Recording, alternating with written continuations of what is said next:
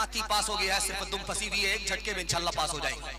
नबी के सीरत के हवाले से आपकी खिदमत में 3 मिनट का पैगाम आ रहा है। बड़ी उम्मीद करता हूं कि अल्लाह इस बरकत से, कबूलियत की घड़ी में, इस कबूलियत की घड़ी की बरकत से अल्लाह हमारे जलसे को जमीन से लेकर के आसमान तक कबूल फरमाए।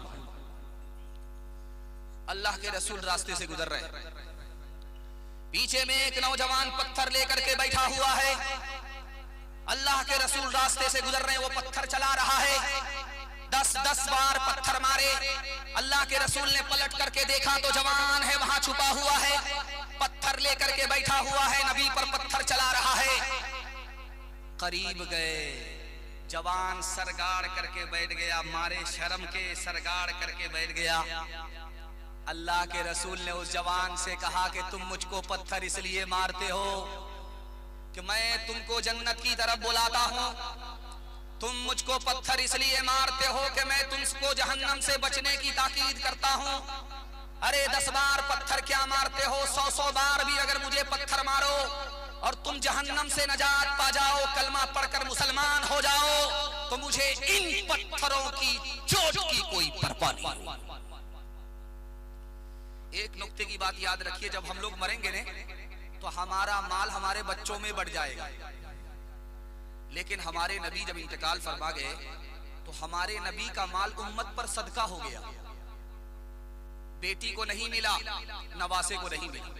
जानते हैं क्यों? इसकी वजह दो लिखी। नबी का माल भी अगर हमारे माल की तरह हमारी औलाद को मिलता तो उसमें कोई ऐसा भी होता जो मौत की तमन्ना करता।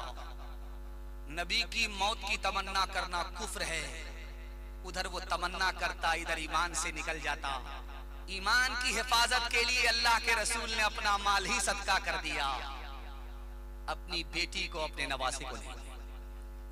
दूसरी वजह, हमारे नबी ने अपनी उम्मत पर सारा माल सदका कर दिया, अपनी बेटी को नहीं दिया, नवासे को नहीं दिया। इसकी वजह लिखी, इसलिए कि कोई हो सकता था कि नबी का उम्मती खड़ा होता, नबी की शान में गुस्ताखी करता, उंगली उठाता कि नबी ने माल इसलिए जमा किया था कि मरते मरते अपनी बेटी को दे करके चले जाएं, अपने नवासे को माला माल करके चले जाएं, न रहे बांस न बजेगी बांसुरी।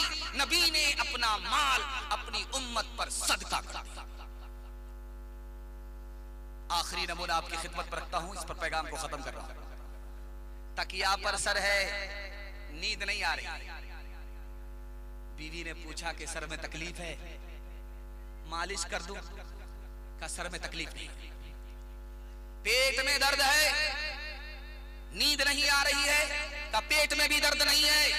का या रसूल अल्लाह फिर आप बेचैन हैं, करवट लेते हैं, सोते क्यों नहीं हैं? का आयशा, मेरे तकिए के नीचे गरीब का माल है, सदके का माल है। अब याद आया, गरीबों में बांट नहीं सका, मोहताजों को दे नहीं सका, सदके का माल, गरीबों का माल तकिया के नीचे रह गया। अब याद आया, उसकी वजह से नींद नहीं आ रही है। बीवी ने कहा, या रसूल अल्लाह, इसमें परेशानी की क्या बात है? कल सुबह कोई न कोई गरीब साइल दरवाजे पर आएगा, ये माल तकिए के नीचे से निकाल करके आप उसको दे दीजिएगा। रात सोने के लिए है, आराम करने के लिए है, आराम कर लीजिए। उस मौके से अल्लाह के रसूल ने फरमाया, ए आयशा, गरीबों का माल मेरे तकिए के नीचे है, हो सकता है कि इस रात में मेरा जनाजा उड़ जाए, मैं खुदा के पास गरीबों का माल लेकर के जाऊंगा, खुदा को क्या मुंह दिखाऊंगा?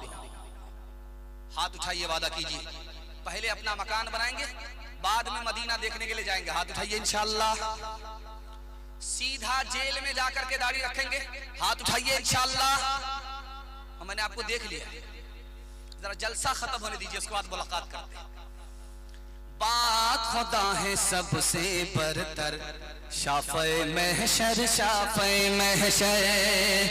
बात खुदा है सबसे बरतर, शाफ़े महशर, शाफ़े महशर। जुल्म तशद्दुद सहने वाला, कुछ न ज़बान से कहने वाला, बल्कि दुआएं देने वाला,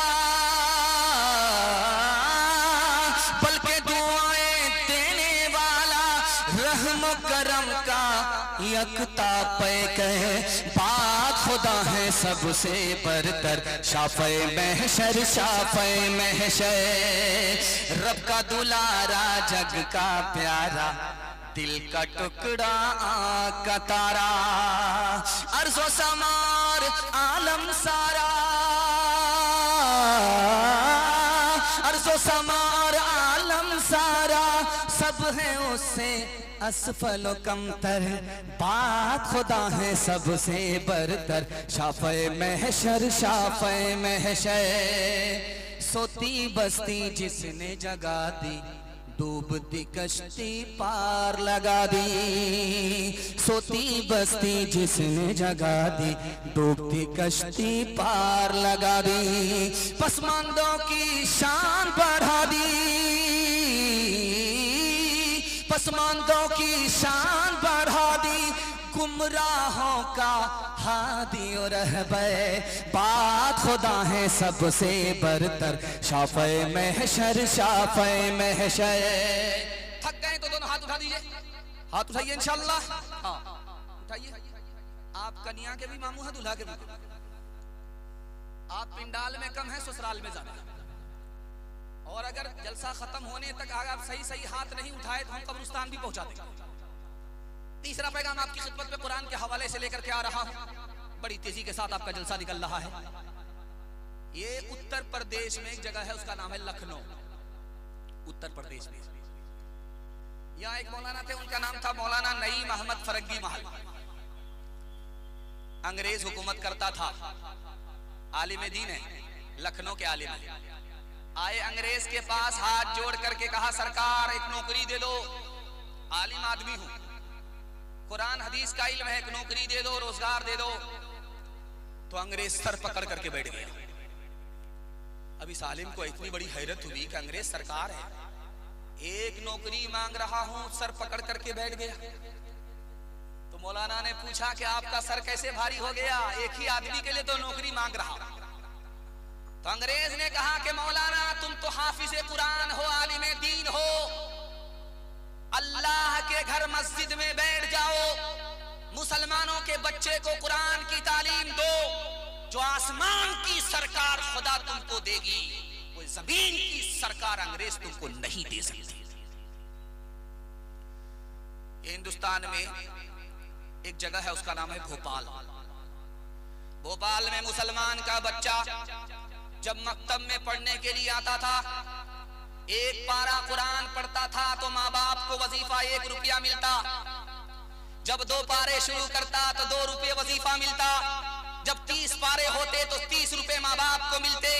अब गौर कीजिए, 1 रुपए में 1 बीघा जमीन खरीदी जाती है।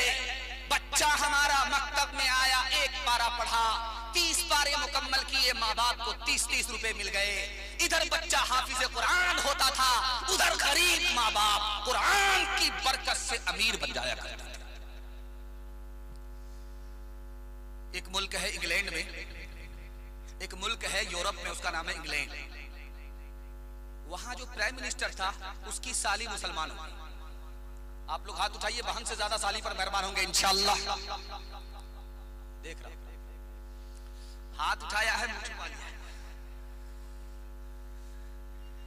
इंग्लैंड में जो वजीर आजम था, उसकी साली मुसलमान हो।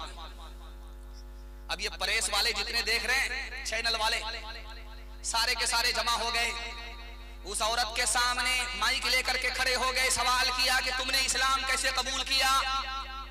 प्राइम मिनिस्टर की साली हो, तुम्हारा जो बहनोई है वो ईसाई है, तुम कैसे मुसलमान हो गई? उसका जवाब सुनिए, आपका दिल खुश हो जाएगा, पैर के नीचे से जमीन निकल जाएगी। उसने कहा कि जब मैं कुरान पढ़ती थी तो मुझको सुकून मिलता था। जब मैं कुरान का तर्जमा सुनती थी, कुरान को समझती थी, और ज्यादा सुकून मिला। और जब मैं कुरान पर ईमान ले आई तो इतना सुकून मिला, इतना सुकून मिला कि शराब के बगैर, गाने के बगैर रोज मीठी नींद सोती हूँ।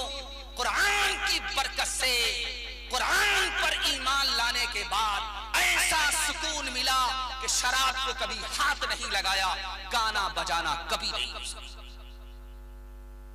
हाथ उठाइए, वादा कीजिए, जहां फ्री में तालीम मिलेगी वहीं अपने बच्चे को पढ़ाएंगे।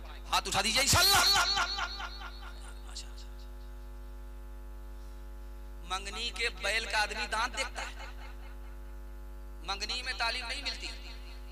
जहां जितना पैसा लगे लगाना है, कुरान की तालीम जितनी अच्छी जहां होती हो वहां अपने बच्चे को दाखिल करके कुरान से पहले अपने बच्चे को मुसलमान बनाना है। डॉक्टर बाद में, इंजीनियर बाद में, पहले अपने बच्चे को मुसलमान बनाना। एक बार हाथ उठा दीजिए इंशाअल्लाह। कुछ जरूरी तो नहीं जान बचाए रखना, जान से बढ़ के है ईमान बचाए रखना, जान से बढ़ के है। याद रखनी है ये असलाफ की ताकीद हमें, याद रखनी है ये असलाफ की ताकीद हमें। आफियत चाहो तो कुरान बचाए रखना, आफियत